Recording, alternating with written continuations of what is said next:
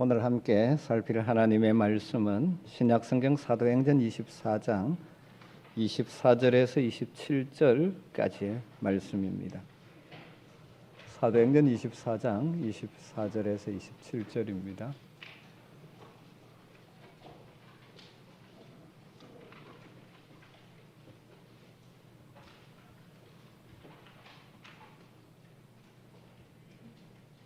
말씀을 한 절씩 교도하겠습니다. 수일 후에 벨릭스가 그 안에 유대 여자 드루실라와 함께 와서 바울을 불러 그리스도 예수 믿는 도를 듣거늘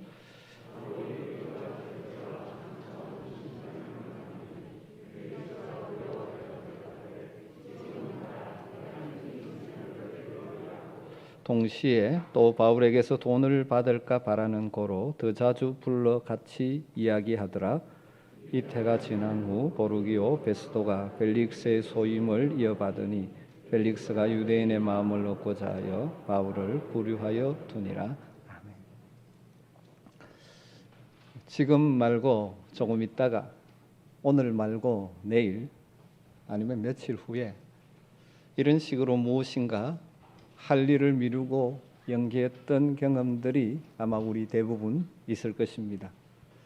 그러다가 결국 기회를 놓치고 후회했던 적도 있을 것입니다. 어떤 일을 앞에 두고 다음에 해야지 하고 미루는 것은 게으른 삶의 습관 때문일 때도 있고, 아니면 그 일에 대한 마음의 부담이나 두려움 때문일 수도 있습니다. 또 아니면 그 일보다는 다른 일에 관심이 더 많기 때문에 이 일을 미루게 되는 경우도 있겠죠. 인생의 사소한 문제들은 뒤로 미룬다고 해도, 그래서 기회를 놓친다고 해도 크게 문제되지 않을 수도 있습니다. 그러나 그렇지 않은 중요한 일들일 경우도 있죠. 그것을 미루다 기회를 놓치는 것은 삶에 큰 손해를 가져올 때가 있지 않습니까? 신앙의 문제, 이것은 무엇보다도 중요한 것이죠. 여러분, 말씀을 개인적으로 묵상하다가 설교를 듣다가 때로는 마음의 찔림을 받기도 하고 이렇게 살아야 되겠다는 마음을 성령께서 주실 때가 있지 않습니까? 중요한 것은 그때 미루지 않고, 회개할 것이 있으면 바로 회개하고, 순종할 것이 있으면 바로 순종하는 것이 참으로 지혜로운 것이고 복된 성도의 길을 걸어가는 것이겠죠. 그래서 이런 시도 있지 않습니까? 제목은 지금 하십시오. 할 일이 생각나거든 지금 하십시오. 오늘 하늘은 맑지만 내일은 구름이 끼일지도 모릅니다. 어제는 이미 당신의 것이 아니니 지금 하십시오. 친절한 말 한마디가 생각나거든 지금 말하십시오. 내일은 당신의 것이 안 될지도 모릅니다. 사랑하는 사람이 언제나 곁에 있지는 않습니다. 사랑의 말이 있다면 지금 하십시오. 미소를 짓고 싶거든 지금 웃어 주십시오. 당신의 친구가 떠나가기 전에, 장미는 피고 가슴이 설레일 때 지금 당신의 미소를 주십시오. 불러야 할 노래가 있다면 지금 부르십시오. 당신의 해가 저물면 노래 부르기엔 너무나 늦습니다. 당신의 노래를 지금 부르십시오. 사랑하는 성도 여러분, 하나님께서 우리에게 주시는 감동을 따라 바로 지금 현재 이 자리에서 순종으로 채워감으로 여러분의 인생이 복되게 되기를 주의 이름으로 축원합니다. 오늘 우리가 읽은 말씀에 보면 위대한 사도 바울에게 복음을 들을 기회를 얻었지만 그 기회를 결국 놓쳐버린 불행한 사람들을 만나게 됩니다. 그들은 벨릭스 총독과 그의 아내인 드루실라이죠. 지난주에 살폈듯이 바울은 총독 벨릭스의 법정에서 변호사 드둘로를 앞세워 자신을 고발한 대제사장 아나니아와 그 무리들의 고소가 거짓임을 분명하게 밝히며 자기 변정을 했었죠. 바울의 변정 앞에서 그들이 더 이상 할 말이 없었습니다. 이를 통해서 총독 벨릭스도 바울의 진실을 알았지만 의도적으로 묵살한 채 판결을 기약 없이 미루어 버렸습니다. 그렇게 한 이유는 첫 번째는 유대인들의 반발을 두려워해서 유대인의 마음을 얻기 위해서이고, 둘째는 바울이 돈이 많은 줄로 오해해서 바울에게 뇌물을 받기 위함이었다고 성경은 기록해 놓고 있죠. 그래서 총독 벨릭스는 백부장으로 하여금 바울에게 제한된 자유, 친구도 만나고 어느 정도 활동의 자유를 주는 조건으로 헤롯 궁에 계속해서 구금해 두었습니다. 오늘 말씀은 24절에 이렇게 시작되죠. 수일 후에 벨릭스가 그의 아내 유대 여자 드루실라와 함께 와서 바울을 불러 그리스도 예수 믿는 도를 듣거늘.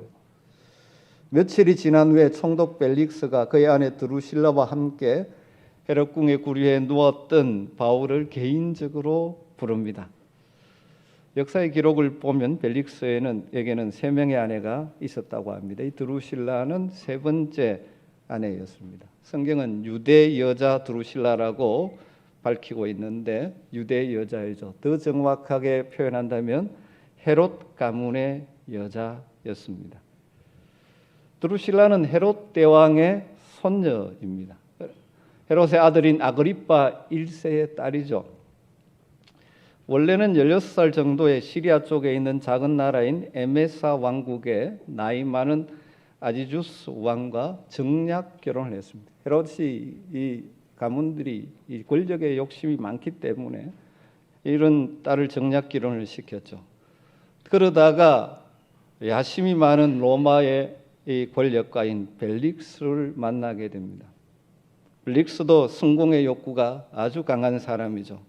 그들이 만나면서 눈이 맞았고 벨릭스가 이 드루실라를 이혼하게 만들고 자신과 결혼하게 되어집니다. 여러분, 이를 통해서 알 수 있듯이 이들 다 권세와 부를 위해서는 무엇이든지 할 수 있는 그런 삶을 사는 자들이었죠. 그렇지만 이들은 새롭게 부각되고 있는 이 기독교 그리스도인들에 대한 호기심이 생겨났던 것 같습니다. 그래서 바울을 개인적으로 불렀습니다. 그래서 바울을 통하여 성경은 뭘 들었다고 말합니까? 그리스도 예수 믿는 도를 듣게 됩니다. 이때 바울이 전한 그리스도 예수 믿는 도의 핵심이 무엇입니까? 그것이 25절에 이렇게 되어 있죠. 바울이 의와 절제와 장차오는 심판을 강론하니. 바울은 예수 그리스도를 믿는 믿음의 도의 핵심을 3단어로 정리합니다. 물론 의, 절제, 장차오는 심판 이렇게 말한 것이 아니죠. 의에 대해서 설명하고 절제에 대해서 설교하고 장차오는 심판에 대해서 외친 것이죠. 의는 근본적으로 하나님과의 바른 관계를 의미합니다. 설교 마지막 부분에 다시 한번 더 자세하게 나눌 것입니다. 절제는 하지 말아야 할 것을 자신의 삶에서 제거해 버리는 것이 절제입니다. 그리고 심판은 성경의 원리를 간단히 정리하면 하나님을 믿지 않는 사람들에게는 영원한 형벌의 사건이고 구원받은 하나님의 자녀들에게는 하나님이 상 주시는 날이 심판의 날이죠. 여러분, 벨릭스와 드루실라의 입장에서 보면 회개하고 십자가를 통한 하나님의 의를 받아들이고 예수 그리스도를 영접하고 그들의 인생이 바뀔 수 있는 절호의 기회였지 않습니까? 위대한 사도 바울을 만나서 직접 복음을 듣는 기회였습니다. 그런데 그들의 결정은 정반대의 길로 가게 되었죠. 왜 그렇게 되었습니까? 첫 번째는 두려움은 있었으나 그것을 눌러버리고 연기했기 때문이라고 25절에 이렇게 말씀하죠. 벨릭스가 두려워하여 대답하되 지금은 가라. 내가 틈이 있으면 너를 부르리라 하고, 바울로부터 의와 절제와 다가오는 심판이 신앙의 핵심이라는 말을 들은 벨릭스 총독에게 마음에 두려움이 일어났습니다. 두려워하다라고 번역된 단어는 깜짝 놀라다, 두려움에 사로잡히다 그런 의미죠. 바울의 설교, 강론을 들은 벨릭스가 깜짝 놀라고 두려움에 사로잡힌 것이죠. 그 당시 종교인들은 권력자들 앞에서 그들이 듣기에 거북한 말을 잘 하지 않았다. 그리고 권력자 입맛에 맞는 말들을 많이 했죠.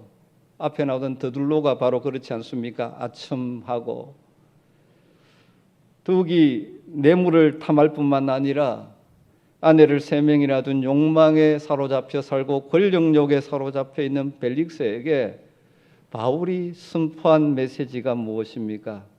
의와 절제와 심판.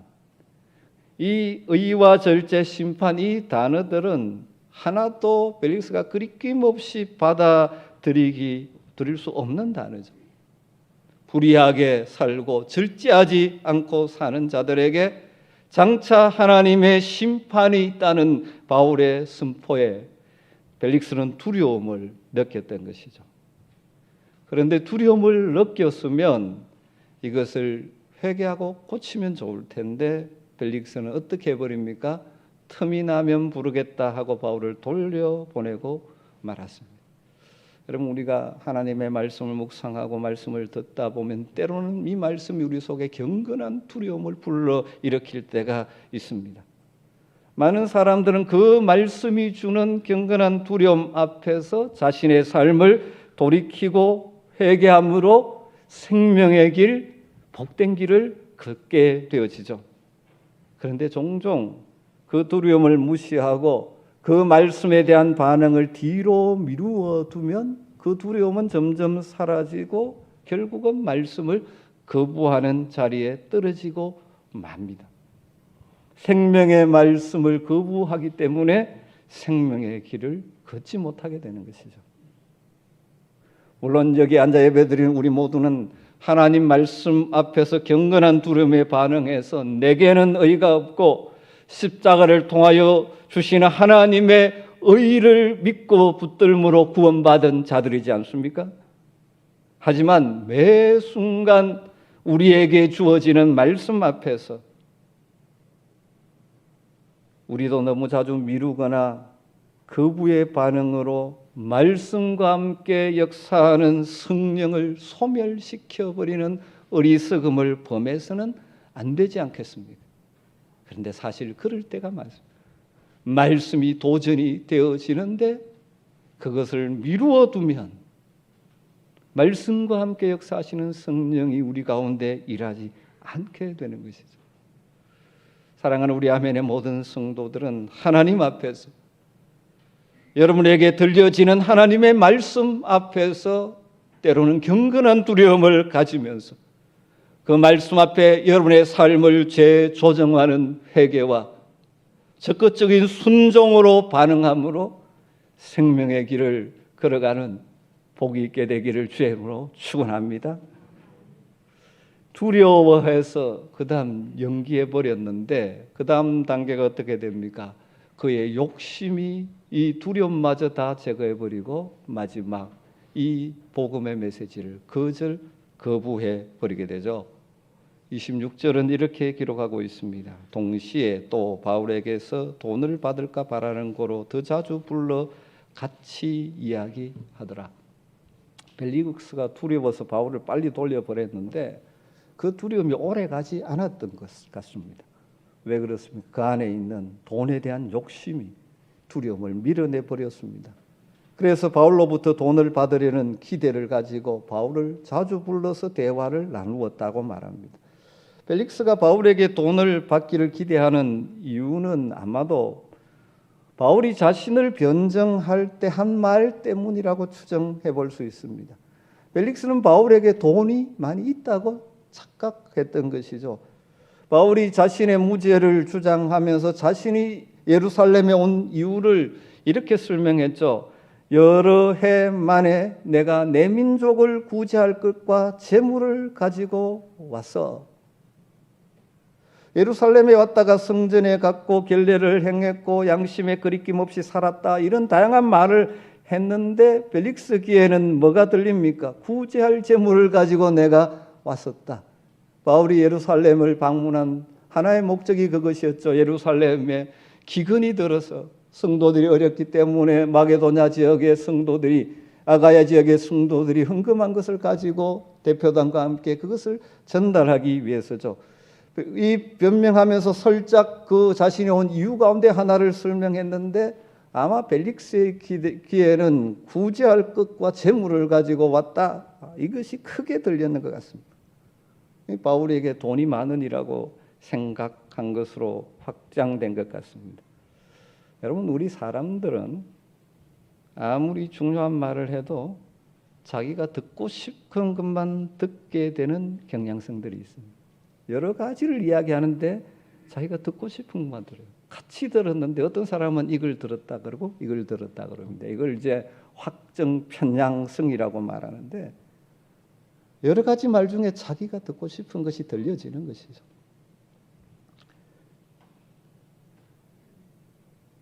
이 바울의 이 말이 벨릭스로 하여금 바울에게 돈이 많다는 확신을 주었기 때문에 자주 호출해서 이야기를 합니다. 계속 이야기를 합니다. 계속 뇌물을 바라면서 바울을 불렀지만 바울이 전혀 뇌물을 바칠 기미가 보이지 않습니다. 왜 그렇습니까? 바울이 돈도 사실은 없고 뇌물을 바칠 마음도 전혀 없습니다. 그래서 결국 벨릭스가 2년 동안 바울을 가이사랴에 그냥 구금해 두게 되는 것입니다. 바울에게 들었던 믿음의 핵심인 의와 절체와 장차오는 심판, 이것은 이제 벨릭스에게는 전혀 신경 쓸 이야기가 아니게 되어버렸어요. 그 욕심이 두려움을 몰아내고 그 메시지는 자신의 삶과 상관없는 것이 되어버린 것이죠. 이러한 벨릭스의 인생의 결말이 어떻게 될까요? 27절에 보면 성경은 이렇게 기록합니다. 이태가 지난 후 보르기오 베스도가 벨릭스의 소임을 이어받으니 벨릭스가 유대인의 마음을 얻고자 하여 바울을 구류하려 두니라. 언뜻 이 본문을 읽어보면 벨릭스가 자기 임무를 무사히 마치고 후임자에게 넘겨주고 떠나간 것처럼 보여집니다. 그러나 그 당시 역사를 기록한, 특별히 그 당시 역사에 유대 역사가 요세푸스의 기록이 많이 참고가 되어지는데, 벨릭스는 네로 황제에 의해서 로마로 소환을 당했다고 합니다. 총독이 거주했던 가이사랴에는 유대인들과 헬라인들이 같이 로마 시민으로 살았었는데 그들 사이에 주도권 장악을 위한 다툼이, 갈등이 일어났습니다. 그때 벨릭스가 총독으로서 법에 따라 공정하게 처리했어야 하는데 그러지 않고 군대를 동원해서 유대인들을 제압하고 일방적으로 헬라인들의 편을 들어 주었습니다. 그 과정에서 유대인들이 생명을 잃고 재산을 잃는 자도 있었고 많은 피해를 당하게 되자 유대인들이 분노해서 당시 황제였던 로마에 있는 네로에게 탄원서를 보냈다고 합니다. 그것을 본 네로가 벨릭스를 소환했다고 합니다. 다르게 말하면 불명예 퇴진을 한 것이라고 볼 수 있습니다. 그가 불명예 퇴진한 후에 그의 최후가 어떻게 됐는지, 벨릭스의 최후에 대해서는 더 이상 역사의 기록은 없는데 그 아내 드루실라에 대해서는 유세부스의 기록에 이렇게 남아 있습니다. 주 79년에 폼페이에서 베수비우스 화산 폭발로 그때 사망했다라고 기록해 놓고 있습니다. 요세푸스의 기록이 100% 항상 다 맞는 것은 아니지만 대부분 맞는다고 볼 때 아주 비참한 최후를 보내지 않았을까 능히 추정되어집니다. 여러분, 이런 모습을 보면 어떤 생각이 드십니까? 위대한 사도 바울을 통해서 복음에 대해서, 믿음의 핵심에 대해서도 들었음에도 불구하고 그것을 처음에는 미루었죠. 그런데 그 다음 욕심이 일어나면서 그것을 거부하다 보니 생명의 길을 버리고 멸망의 길을 걸어간 인물의 한 상징이 되는 것이죠. 여러분, 그 2000년 전 그 당시 사람들 가운데 위대한 사도 바울을 직접 만나고 직접 그를 통해서 말씀을 들을 수 있는 기회를 가졌던 사람들이 얼마 되겠습니까? 벨릭스에게는 정말 좋은 기회가 주어진 것 아닙니까? 만약 벨릭스가 바울을 통하여 선포되는 그 하나님의 말씀에 귀를 기울이고 그 말씀에 따라 자신의 삶을 회개하고 돌아섰다면 그의 남은 생에는 생명의 길을 걷고 많은 사람을 복되게 하는 그리스도인으로 살았지 않겠습니까? 하지만 불행하게도 하나님의 말씀에 대한 두려움은 있었지만 반응을 미루어 버리고, 그리고 이 땅의 욕심이 말씀이 주는 두려움을 덮어버리게 함으로 불행한 인생으로 마감한 것이죠. 사랑하는 성도 여러분, 우리가 물론 벨릭스처럼 그런 삶을 살지는 않겠지만 이 말씀 앞에서 우리 자신들을 한번 점검해 보면 좋을 것 같습니다. 여러분은 하나님의 말씀에 대해서 현재 어떻게 반응하며 살고 계십니까? 여러분, 때로는 말씀이 여러분에게 감동을 일으키기도 하고 때로는 경건한 두려움을 일으킬 때 여러분은 어떻게 반응하십니까? 미루지 마십시오. 덮어버리지 마십시오.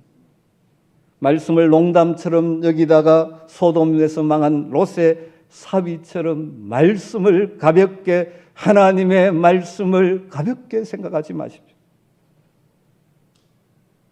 말씀을 듣고 그 말씀 앞에 자신의 부족과 허물을 고치고자 했지만 현실의 문제들로 인해서 말씀을 따라 내 삶을 재조정하기를 미루다가 그저 그렇고 그렇게 세상 사람들과 다를 바 없이, 하나님 없는 사람과 다를 바 없이 혹시 살고 있지는 않으십니까?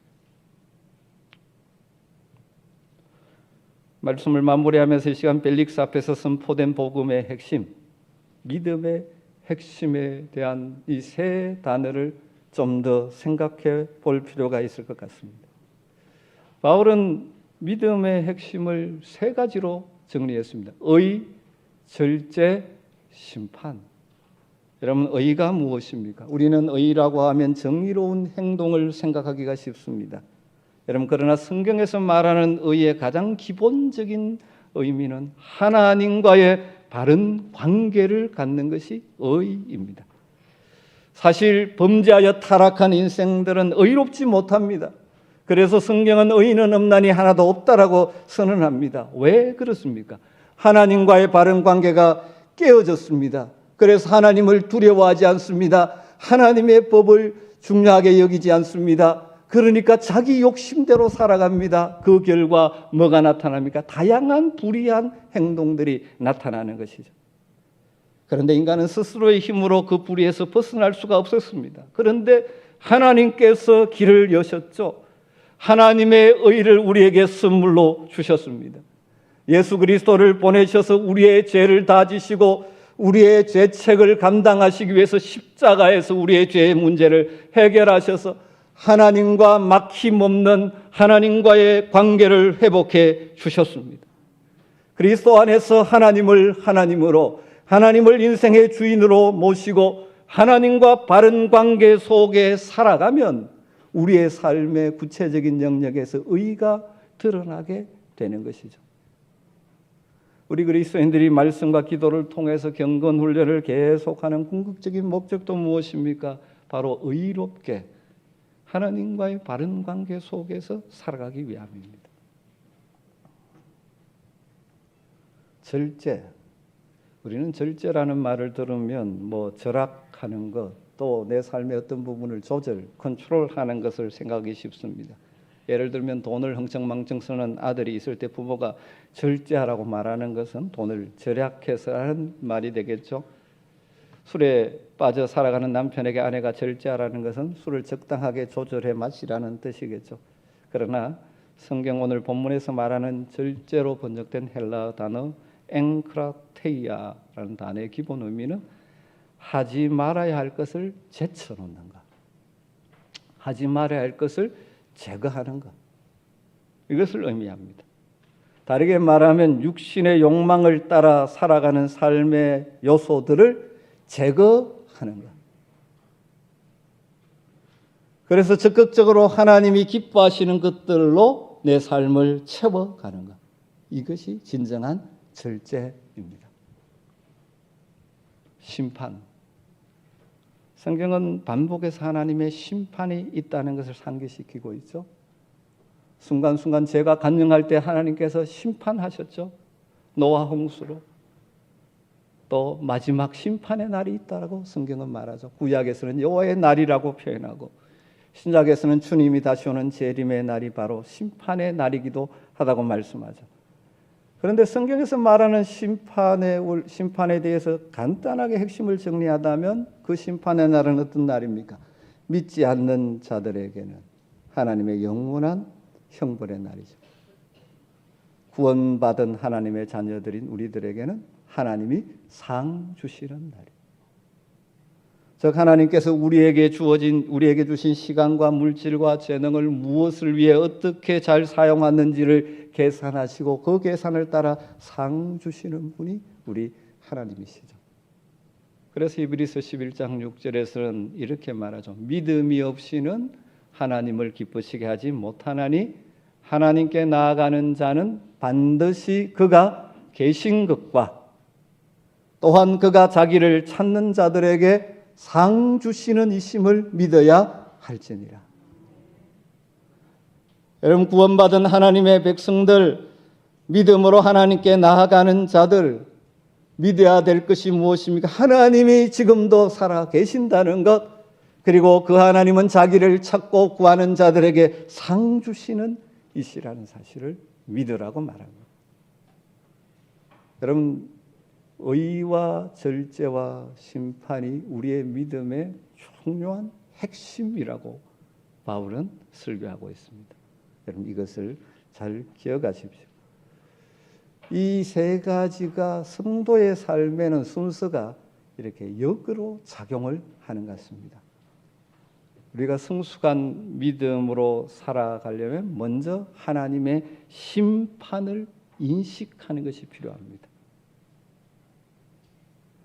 하나님의 심판을 인식하지 않으면 내 욕심대로 욕망대로 살아가기 쉽습니다.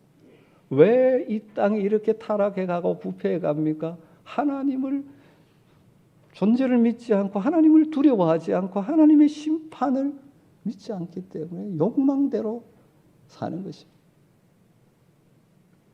그래서 하나님 심판 앞에 서게 될 것을 알고 믿기 때문에 현재를 살아갈 때 하나님이 싫어하는 것이 어떤 것인지를 분별하고 그것을 내 삶에서 제거하고 우리가 어떤 삶을 살 때 상 주시는 것인지를 생각하며 그것을 실천하며 살아가는 것이 절제하는 삶이죠. 하나님의 심판을 믿고 알고 의지하는, 인정하는 사람은 이 땅에서 절제의 삶을 살게 되는 것입니다. 그렇게 절제하는 삶을 살아가는 것, 하나님이 싫어하는 것을 제거하고 기뻐하신 것으로 채워가는 삶을 살기에 늘 하나님과의 바른 관계, 의로운 관계 속에서 살아가고 그러한 자의 삶 속에 구체적인 의의 열매들이 드러나게 되는 것이죠. 그럼 이것이 신앙의 바울이 핵심이라고 지금 선포하고 있는 것입니다. 사랑하는 성도 여러분, 여러분은 하나님의 심판을 인식하고 살고 계십니까? 마치 하나님의 심판은 성경이 그렇게 말함에도 없는 것처럼 생각하고 현재에 매몰되어서 욕심을 따라 땅의 것만 바라보고 땅의 것만 추구하고 땅의 것만 쌓아가는 어리석은 부자처럼 살고 있지는 않으십니까? 사랑하는 성도 여러분, 절제의 삶을 살고 계십니까? 하나님의 심판과 상주심을 알기에 현재 삶에서 버려야 할 것이 무엇인지 분별하여 날마다 버리는 삶을 살고 해야 할 것이 무엇인지를 알고 기쁨으로 감당하며 살아가고 계십니다. 예수 그리스도의 십자가를 통하여 우리에게 의를 선물로 주셔서 우리를 의인이라고 부르시며 하나님의 은혜의 보좌 앞에 담대히 나아갈 수 있는 길을 열어주신 그 하나님의 은혜에 감사하며 날마다 말씀과 기도로 하나님 앞에 나아가 하나님과 바른 관계 속에 살고 계십니까?